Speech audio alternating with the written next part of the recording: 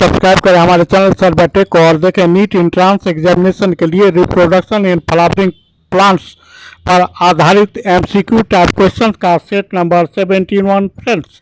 और आज के वीडियो में हम पुनः प्रस्तुत करने जा रहे हैं पोलिनेशन के बारे में, जो कि हमारा पार्ट 2 है, भाग दूसरा है। और इसके पूर्व हमने पोलिनेशन के बारे में पार्ट 1 प्रस्तुत किया। तो चलिए देखते हैं पोलिनेशन पर आधारित अन्य शेष एमसीक्यू टाइप क्वेश्चंस को। तो फ्रेंड्स, आज का फर्स्ट क्वेश्चन हमारा पोलिनेशन ऑकर्स इन, परागण होता है। तो परागण किस में होता है फ्रेंड्स? तो यहाँ ऑप्शन नंबर सी की बात हो रही है, एंजियोस्पर्म एंड जिम्नोस्पर्म में पोलिनेशन की क्रिया होती है। So option number C is correct answer for the question number 1। Next question है हमारा question number 2। Which one of the following statements is not true? निम्नलिखित में से कौन सा कथन सत्य नहीं है? तो यहाँ 4 कथन दिए गए हैं। The flowers pollinated by flies and birds secrete foul odour to attract them. मक्खियाँ और चमगादड़ों द्वारा परागित फूल उन्हें आकर्षित करने के लिए दुर्गंध उत्सर्जित करती है। ऑप्शन नंबर बी है। Honey is made by bees by digesting pollen collected from flowers. शहद मधुमक्खियों द्वारा फूलों से एकत्रित पराग को पचाकर बनाया जाता है। ऑप्शन नंबर सी है। Pollen grains are rich in nutrient and they are used in the form of tablets and syrup. परागकण पोषक तत्वों से भरपूर होते हैं और इनका उपयोग गोलियों और सिरप के रूप में किया जाता है। ऑप्शन नंबर डी है। Pollen grains of the some plants cause severe allergies and bronchial applications in some people. कुछ पौधों के फलन दाने गंभीर एलर्जी और कुछ में ब्रोंकियल तकलीफ का कारण बनते हैं। तो यहाँ हम देखते हैं कि जो ऑप्शन है हमारा वह option number B correct answer है। और यह आंसर है कि शहद मधुमक्खियों द्वारा फूलों से एकत्रित पराग को पचाकर बनाया जाता है। यह कथन आंशिक रूप से सत्य है। मधुमक्खियाँ फूलों से पराग नहीं बल्कि रस इकट्ठा करती और फिर उसे शहद में बदल देती है। So option number B is correct answer for the question number 2। Next question की हम बात करेंगे फ्रेंड्स। क्वेश्चन नंबर 3 हमारा entry of the pollen tube into embryo sac take place from. Option number A chalazal end, option number B micropylar end, option number C integuments. और इसके आधार पर नीचे दिए गए options A B C D में से करेक्ट को चुनना है। तो यहाँ हम पूरे एक्सप्लेनेशन को देख रहे हैं फ्रेंड्स। भ्रूण कोश में परागनली का प्रवेश कहाँ से होता है?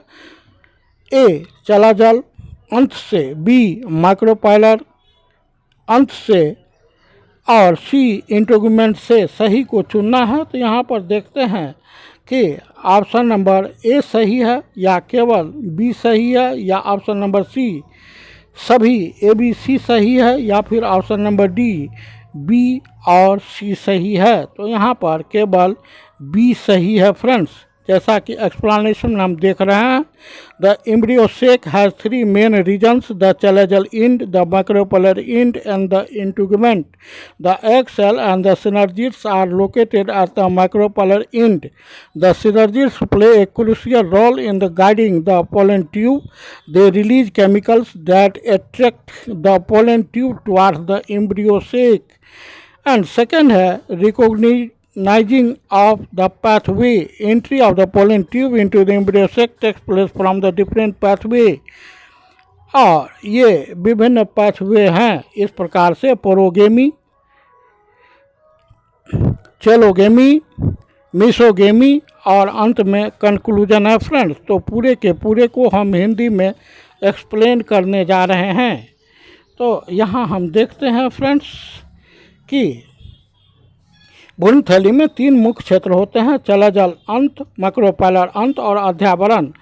दूसरा है कि अंड कोशिका और सिनर्जिस माइक्रोपाइलर छोर पर स्थित होते हैं। सिनर्जिस पराग नली के मार्गदर्शन में महत्वपूर्ण भूमिका निभाते हैं। वे रसायन छोड़ते हैं और पराग नली को भ्रूण थैली की ओर आकर्षित करते हैं। तीसरा है कि मार्गों को पहचानना, recognition of the pathway, that is परागनली। भ्रूणकोश में परागनलिका का प्रवेश विभिन्न मार्गों से होता है। उसमें है पोरोगेमी। पोरोगेमी का तात्पर्य है माइक्रोपाइलर एंड से, सिरे से, प्रवेश से है। चैलोगेमी का अंत है।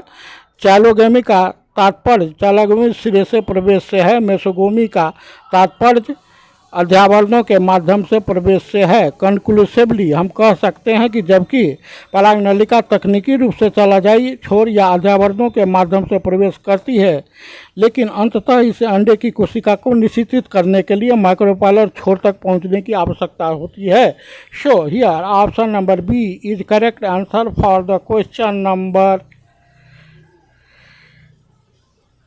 For this question number 3। आगे हम बढ़ते हैं फ्रेंड्स, क्वेश्चन नंबर 4 को देखते हैं। क्वेश्चन नंबर 4 है हमारा, the entry of the pollen tube into the ovule through the micropylar pile is called. नलिका का माइक्रोपाइल के माध्यम से बीजांड में प्रवेश कहलाता है। जैसा कि मैंने ऊपर के क्वेश्चन में बताया फ्रेंड्स, वह क्या कहलाता है, तो वह कहलाता है porogamy. Option number C is correct answer for the question number 4। और एक्सप्लेनेशन में जैसा हम देख रहे हैं कि since the micropylar is indeed a pore, the entry of the pollen tube through the micropylar pile is porogamy. चूँकि यह पोरोगेमी माइक्रोपाइल का एक इंड होता है और यह बताता है कि किस प्रकार से पोलन ग्रेन का प्रवेश माइक्रोपाइल से होता है। और इसके कुछ अंडरस्टैंडिंग दिए गए हैं चैलोगेमी के बारे में। Chalazogamy refers to the entry of the pollen tube through the chalazal end of the ovule. Example है इसका कैसोवरी। और चलाजा की अगर हम बात करें, the chalaza is the base of the ovule located opposite to the micropyle. तो इसके हिंदी रूपांतरण को देखते हैं फ्रेंड्स।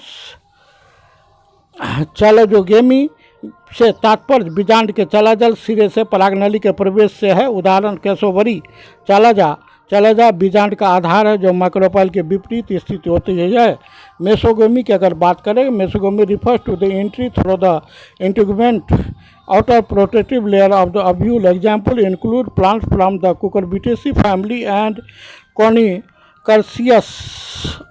यहाँ पर मेसोगमी का तात्पर्य अध्यावरण बीजाणु की बाहरी सुरक्षात्मक परत के माध्यम से प्रवेश है। उदाहरणों में कुकुरबिटेसी परिवार और कोनिकुर्सियस के पौधे शामिल हैं। पोरोगेमी की अगर बात करें, porogamy refers to the entry through the micropyle. Porogamy का तात्पर्य माइक्रोपाइल के माध्यम से प्रवेश से है। The most common way for the pollen tube to entry an ovule is through the micropyle is porogamy. पराग नलिका का बीजांड में प्रवेश करने का सबसे आम तरीका माइक्रोपाइल के माध्यम से होता है, जिसे पोरोगेमी कहा जाता है। And examples of the plants exhibitive porogamy include many angiosperms. Porogamy प्रदर्शित करने वाले पौधों के उदाहरणों में कई एंजियोस्पर्म्स के पौधे शामिल हैं। सीडोगेमी refers to a false fusion where fertilization doesn't occur in the traditional sense। सीडोगेमी से तात्पर्य झूठे संलयन से है जहां पारंपरिक अर्थ में निषेचन नहीं होता है। नेक्स्ट हम लोग देखते हैं फ्रेंड्स क्वेश्चन नंबर 5 को। The most common mode of the entry of the pollen tube into the ovule is. पराग नलिका का बीजांड में प्रवेश का सबसे समान तरीका क्या है, तो वह है porogamy. Option number C is again correct answer for the question number 5। Next हम देखते हैं फ्रेंड्स क्वेश्चन नंबर 6 को देखते हैं। भ्रूणकोश तक पहुंचने के दौरान माइक्रोपाइल के माध्यम से परागनली का प्रवेश क्या कहलाता है फ्रेंड्स, तो यहाँ ऑप्शन नंबर सी का करेक्ट आंसर पुनः हो जाएगा porogamy. Option number C is again correct answer for the question number 6। आगे हम बढ़ते हैं फ्रेंड्स, नेक्स्ट क्वेश्चन को देखते हैं। क्वेश्चन नंबर 7 है हमारा, entry of the pollen tube through the chalazal end is. परागनली का चैलोजल सिरे से प्रवेश कहलाता है, क्या कहलाता है फ्रेंड्स, चैलोगेमी कहलाता है। Option number A is correct answer for the question number 7। आगे हम बढ़ते हैं फ्रेंड्स, नेक्स्ट क्वेश्चन को देखते हैं। क्वेश्चन नंबर नेक्स्ट है हमारा, Question number 8, entry of the pollen tube through the end of the opposite to the micropyle is, micropyle के विपरीत छोर से परागनली का प्रवेश होता है तो वह क्या कहलाता है फ्रेंड्स? तो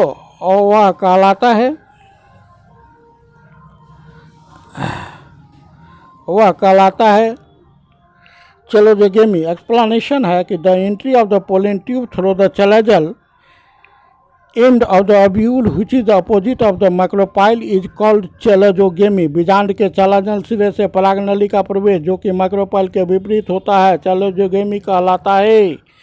आगे हम बढ़ते हैं, नेक्स्ट क्वेश्चन को देखते हैं। क्वेश्चन नंबर 9 है हमारा, entry of the pollen tube into the ovule through the integuments is called. परागनलिका का अध्यावरण के माध्यम से बीजांड में प्रवेश कहलाता है। क्या कहलाता है फ्रेंड्स? तो वह कहलाता है यहाँ mesogamy. Option number A is correct answer for the question number 9। Next question, question number 10 की हम बात कर रहे हैं फ्रेंड्स, तो वह है growth of the pollen tube is. परागनलिका की वृद्धि होती है, कैसी होती है फ्रेंड्स? तो एपिकल होती है। Option number A correct answer हो जाएगा। नेक्स्ट क्वेश्चन को देखते हैं। The growth of the pollen tube occurs after the pollen grain germinates on the stigma of a flower. The pollen tube grow through the structure known as the germ pore. परागनलिका की वृद्धि तब होती है जब परागकण फूल के वर्तिका पर अंकुरित होते हैं। परागनलिका एक संरचना के माध्यम से बढ़ती है जिसे जर्मपोल के रूप में जाना जाता है। Pollen tube grows at the tip of the stigma at very fast rate, thus the growth is the apical and textiles due to fusion of the apical vesicles। तो यहाँ एक्सप्लेनेशन देखते हैं। परागनलिका वर्तिका के सिरे पर बहुत तेज गति से बढ़ती है, इस प्रकार वृद्धि शीर्षस्थ होती है और शीर्षस्थ पोतिकाओं के संलयन के कारण होती है। नेक्स्ट क्वेश्चन को देखते हैं। The growth of the pollen tubes toward the ovules within the stylar tissue is due to. वर्तिका उत्तक के भीतर परागनलिकाओं का बीजांड की ओर विकास किसके कारण होता है फ्रेंड्स? तो यहाँ हम देखते हैं वह होता है केमोट्रोपिज्म। Option number A correct answer है क्वेश्चन नंबर 11 के लिए। और यहाँ पर एक्सप्लेनेशन के रूप में जैसा कि हम देख पा रहे हैं, वह एक्सप्लेनेशन है फ्रेंड्स के the pollen tube is the one which provide the path for the male gamete to the pass through and then fuses with the female gamete present in the ovary. Growth of the pollen tube is a directional movement which takes place in response to the chemical secretion of the ovule. Therefore, the growth of the pollen tubes towards the ovule is due to chemotropism.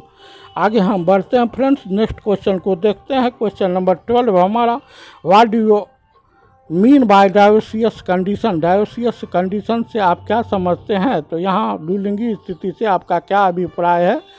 तो यहाँ हम देखते हैं कि यहाँ option number mail and female reproductive structure on the different plants, mail and female reproductive on the same plant, it is the bisexual condition of the flower, same flower have the stamen and pistol. ये 4 options दिए गए हैं। चारों options में जो correct answer हो जाएगा friends वह हो जाएगा, यहाँ पर हम देखते हैं क्वेश्चन नंबर 12 में करेक्ट ऑप्शन हमारा हो जाएगा option number B, male and female reproductive structure on different plants. Next question को देख रहे हैं। नेक्स्ट क्वेश्चन है